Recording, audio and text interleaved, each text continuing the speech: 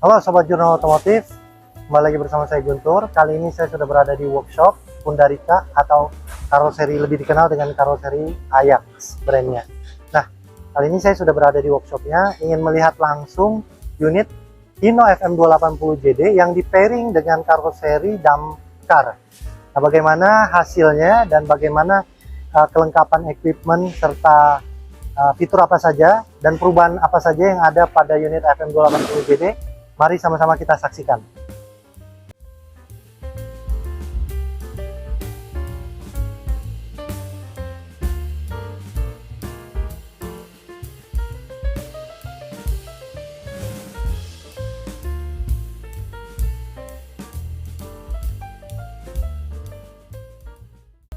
Oke, Sobat Hino, kali ini saya sudah bersama Bapak Waluyo dari Ajax Karoseri yang melakukan pairing atau modifikasi terhadap unit FM280JD Euro 4 tentunya yang di pairing dengan karoseri damkar. Nah, bersama langsung dengan kita Pak Waluyo ya, dari PT Ajax. Pak Waluyo. Nah, kita akan sedikit melakukan namanya tuh kalau di Hino SPWA Pak. Six position walk around. Jadi muter dia. Muterin unit ya. Ya. Nah, kita akan memulai dari depan dulu kabin ya Pak. Oke. Kira-kira perubahan apa saja yang signifikan dari unit yang sebelumnya hanya sasis FM280JD kemudian jadi damkar. Nah, seperti itu. Ya. Nah, kalau dari kabin depan Pak, perubahannya apa saja sih Pak? Kabin depan kalau dari eksterior ya kita penambahan lampu-lampu Pak. Lampu pasti ya. Lampu di depan ini lampu strobo, terus lampu yang di atas itu juga light bar strobo. Iya. Terus kita untuk pemadam bumper ini wajib, wajib ya, Pak? Ya, karena untuk di pemadam ini sangat membantu sekali kalau misalnya unit itu kondisi emergency ya, kondisi dia harus gerak cepat, sama dia harus bisa sedikit mengamankan unit yang ada di depan. Ya. Nah, ini faktor keamanan ya. Ini faktor keamanan bumper ini wajib nih. Selebihnya nggak ada yang berubah ya Pak ya? Bodi nggak ada berubah. Warna ya. repaint ya Pak ya? Warna repaint Pak. Nah, ini wajib nih. Jadi warna yang original dari pabrik ya pastinya hijau atau putih biasanya, lalu kemudian dilakukan repaint ke warna merah ya.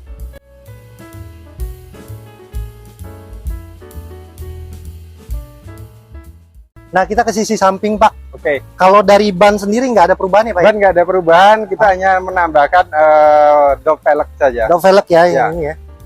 Oke, kemudian apa saja Pak dari sisi samping kiri yang ada di sini? Samping kiri ini kita ada dari depan sini. Ini ruangan kompartemen terbuka. Ya, kompartemen terbuka. Untuk kru, kita siapin juga ada bangku, ada joknya, terus ada safety beltnya juga. Jadi ada safety belt ya. Krunya aman, walaupun unit ini tidak double cabin. Baik. Ya. Berarti ada opsi double cabin ya Pak ya? Sebenarnya ada opsi double cabin. Untuk yang double cabin berarti kabin atau kompartemen yang outdoor yang terbuka tidak ada lagi? Tidak, karena nanti kita akan ganti dengan ruangan tertutup, dengan nanti semua kru itu bisa masuk ke dalam cabin. Jadi cabin nanti dirubah menjadi 4 pintu ya. Oke, baik siapa. Nah, ke sebelah sini Pak. Ya, di sini ada akses tangga untuk naik ke deck atas. Ya, ini ada lengkapi dengan step 1, step 2, step 3 dan seterusnya. Terus di sini adalah kontrol utama dari mobil pemadam kebakaran ini. Baik, ini sangat penting nih Pak ya. Ya, di sini ini sangat penting nih untuk kontrol performa dari engine maupun pompa, karena dari engine nanti dikontrol dari throttle di sini. Oke. Ini untuk outputnya dari pompa, disatnya ini saluran hisapnya. Saluran hisap ya Pak ya. Baik, jadi air kemudian dihisap melalui saluran hisap ini ya, nanti baru keluar melalui 2 outlet di sini ataupun melalui deck di atas. Jadi unit ini juga bisa langsung ibaratnya ngisap dari danau atau sungai. Langsung disemprot ke area kebakaran ataupun digunakan untuk mengisi tangki. Baik. Untuk kapasitas tangki sendiri berapa Pak? Kapasitas tangki yang saat ini adalah tangki air 10.000 dan untuk tangki foamnya 1.000. Untuk tangki air itu 10.000, sorry. Tangki foam atau chemical itu 1.000. Untuk tangki foamnya atau chemicalnya itu 1.000 ya. Kalau untuk pompanya sendiri? Nah, pompanya nih kapasitasnya kebetulan pakai pompa merek Darley, kapasitas 1.500 GPM. 1.500 GPM ya Pak ya. Itu kurang lebih sekitar 5.600 liter per menit pada 10 bar. Pada 10 bar. Ya, atau 150 PSI. Baik. Kemudian kita ke sisi kompartemen sebelah sana, Pak. Ya, boleh. Nah, ini tangkinya nih, Pak. Tangkinya ini Tangki ya? air nih. Ini Ini tangki tangkinya airnya. ya. Oh iya, dingin. Ya, Sobat ini tangki langsung jadi bodi kendaraan. Baik. Dan kita juga di sini kita ada penambahan fender untuk Iya. aksesoris Sini ya. aksesoris ya, Pak ya. Terus kemudian ada Ada lampu, lampu untuk indikator. indikatornya. Nah, di sini ada juga saluran pemasukan untuk pengisian tangki melalui hidran ataupun mobil dengan tekanan. Oke. Ibaratnya misalnya ini mobil kondisinya di depan nih untuk pemadaman. Tangkinya kosong, dia bisa disuplai dari kendaraan lain. Ini untuk kompartemen equipmentnya. Equipment. Jadi unit ini sudah lengkap, Ya. sudah siap pakai. Karena selang, kampak, terus alat-alat pemadam yang lainnya semuanya udah komplit. Termasuk nanti baju pemadamnya juga udah komplit. Sudah dilengkapi dengan baju pemadam ya, Pak ya. Berapa personal kalau untuk Untuk baju pemadamnya kita lengkapin standar kita ada 2 set. 2 set ya, Pak? Ya. Baik, baik. Kalau Kalau kita- untuk selangnya itu kita lengkapin dengan 6 roll. Oh, ada 6 roll selang ya, Pak ya? Selang ada 6 roll di kanan dan di kiri. Di kanan dan di kiri. Di sebelah kiri ada 3, di sebelah kanan berarti Ya. ada 3. Nah, kemudian Nah, ada di area belakang di sini ada juga untuk hostel. Hostel. Hostel ini dia ibaratnya udah ready connect ya, Pak. oh Nah, iya dia iya, udah iya, connect iya. dengan pompa. Jadi pada saat kita gunain hostel ini tinggal pada saat pompa udah aktif, ini Aktif. tarik, valve ini tinggal dibuka, dia udah bisa keluar air. Bisa keluar air dari sini ya. Karena dia udah ready connect. Kalau yang untuk fire hose itu kan kita harus connect dulu connect dulu ke ke saluran saluran outputnya ya. Ya, outputnya. Baik. Oh, kalau ini yang sudah ready artinya Ya. bisa langsung Langsung dengan tekanan kalau tekanan ini bisa sampai kalau pompa kita sampai 17 bar. sampai 17 up to 17 bar ya. Nah, tapi pada saat penggunaan hose rail ataupun menggunakan handline biasanya main di 7 sampai 10 itu fireman udah beratan. Udah keberatan ya, Pak ya. Standarnya Baik. sih rata-rata 7, tapi kalau di hose rail ini biasanya bisa lebih. Bisa lebih ya. Nah, nanti tergantung dari fireman pada saat dia menggunakan ini, nanti kekuatan fireman yang berpengaruh. Dan di sini juga sudah dilengkapi tangga. Ada akses tangga Akses naik ke juga di atas. belakang. Kita juga tambahkan untuk Bumper bumper belakang, belakang sebagai pengaman. Tentunya untuk pengamanan juga ya, Ya, Pak ya. pengamanan. Lalu ini apa, Pak? Ini nozzle tembak. Hostel tembak. Ya, Oh. nggak nozzle. Jadi di sini nanti yang akan connect dengan fire hose yang Oke, tadi fire 6, hose. dengan jumlah 6 roll tadi. Ya. Ya, ini nanti connect. Nah, nanti penggunaan fire hose-nya nanti bisa disesuaikan dengan kondisi di lapangan. Misalnya menggunakan 1 roll, 2 roll, 3 roll, ataupun sampai 10 roll juga bisa. Nah, untuk berapa buah, Pak? Di Yang tersedia 2 buah. 2 buah ya. Ya, nah, di sini juga dilengkapi dengan kontrol flow-nya. Kita mau keluar airnya tuh berapa liter per menit nih. Oh, oke. Ini indikator liter per menit. Liter per ya? menit yang nanti kita mau keluarkan. Misal di sini 950 liter per menit. Kalau kita mau hemat misalnya di 350 liter per menit itu bisa di-adjust di nozzle-nya. Oh, oke baik. Biasa. Ini buat informasi juga ke Sobat Hino, Ya. teman-teman semua ya. Sebegini kompleksnya fire truck itu ya, Pak ya? Ya. Ya, Apar ya? terus selalu Ini ada standar ya, Pak. standar Dari sasis juga dapat apar yang 1 kilo ya, yang 1 Pak, ya? kilo. Jadi kita 9 Kalau ini kilo. 9 kilo ya, Pak ya? Ya. Di belakang kita juga mau tambahkan dengan strobo lamp, terus ini tail lamp, Lamp, emergency lamp di atas juga ada. strobo juga ya. Jadi ada banyak lampu ya. Ya. di sini ya. Dan ini juga ikutin regulasi dari Kementerian, Pak, bahwa kalau untuk jalan Ya, reflektor ya, Pak. ya? reflektor Kita ke samping kanan. apa yang boleh. Nah. Ini sama seperti yang Sama samping ya, Pak? kiri tadi. Nah, untuk di bagian samping kanan nih. Bagian kanan ini perbedaannya adalah di kontrol pengoperasiannya. Kalau dari segi pengontrol throttle itu sama, di Sama kanan ya, di Pak? kiri bisa.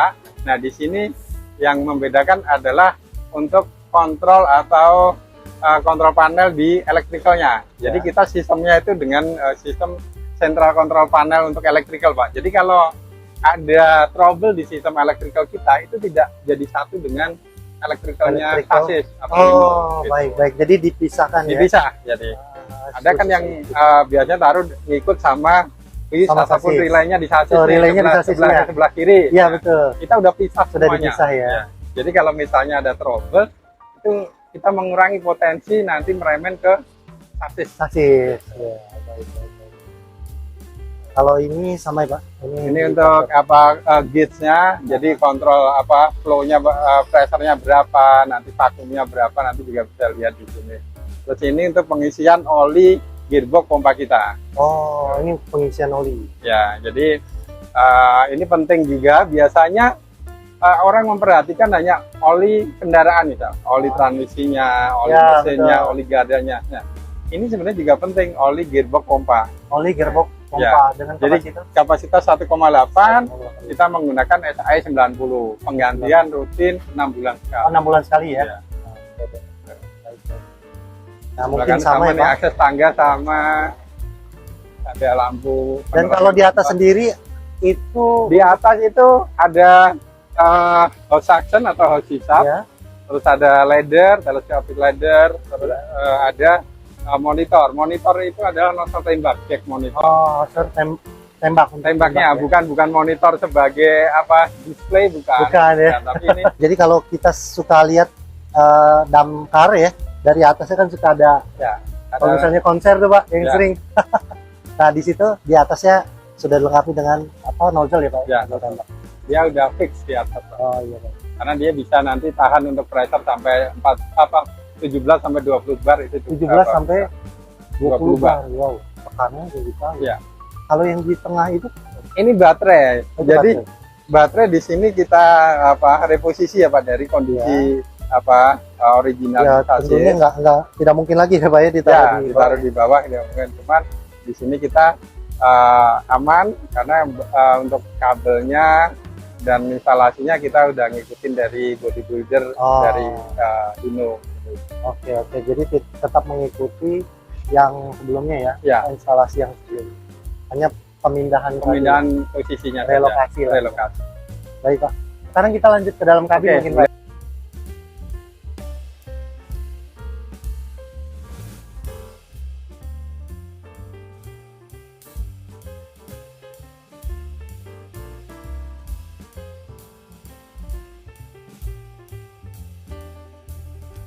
Nah, sekarang kita sudah berada di dalam kabin dan apa saja perubahan yang ada di dalam kabin kita bisa lihat bersama-sama, nanti dibantu juga dengan Pak Waluyo untuk menjelaskan detailnya.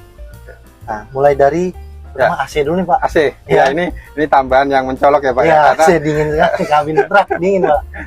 kalau unit dari standarnya Hino kan belum ada AC, ini Betul. ada tambahan AC kita pasangkan.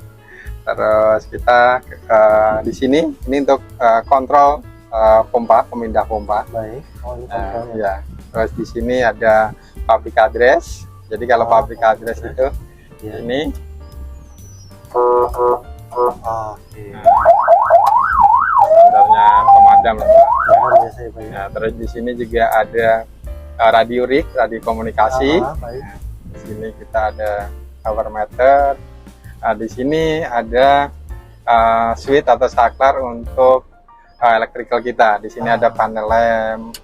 Jadi untuk lampu kompartemen, ada spot lamp, ini lampu sorot di Lampu sorot. bagian belakang. Nah, ini strobo lamp, ini lampu emergency yang ada di depan, kanan maupun di kanan kiri maupun di belakang.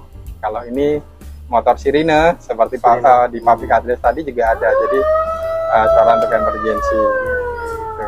Nah, di sini masih ada satu lagi untuk saklar atau switch untuk lampu rotator yang di atas atau leg bar. Oh, di sebelah situ ya Pak. Itu Ya. untuk rotary yang di atas. Yang di atas cabin, yang panjang. Baik. Kalau untuk switch, kan dia menggunakan, berarti tetap menggunakan, umumnya menggunakan PTO yang sama yang ada di transmisi ya Pak ya? Nah, kalau yang pada unit ini Mekanismenya. kita menggunakan split sub PTO Pak. Jadi split Oh, sub PTO itu posisinya di antara transmisi dan gardan. Nah, ya, kita pasang pompa kita di antara transmisi dan gardan tersebut. Nah, di pompa atau PTO kita itu ada shifter atau pemindah, nanti dia Shifter. menggerakkan pompa atau menggerakkan roda. Jadi kontrolnya nanti dari sini. Kira-kira ada perubahan lagi Pak dari segi Di dalam cabin kita perubahan sih hanya itu sih, karena di sistem elektrikal yang di kiri atau ini kita nggak ada perubahan karena kita semua elektrikal sudah tadi kita pindahkan di sebelah kanan seperti itu. Ya untuk AC-nya sendiri yang paling mencolok nih Pak. Ya. Jadi truk jadi dingin. Rata-rata dan untuk damkar ya rata-rata sudah dilengkapi dengan wajib ya Pak ya, dilengkapi dengan AC. Kalau itu berdasarkan ini permintaan Request ya? request. Harusnya opsional ya itu. Opsional ya. Nah Pak, ini yang paling penting nih Pak mengenai regulasi Pak.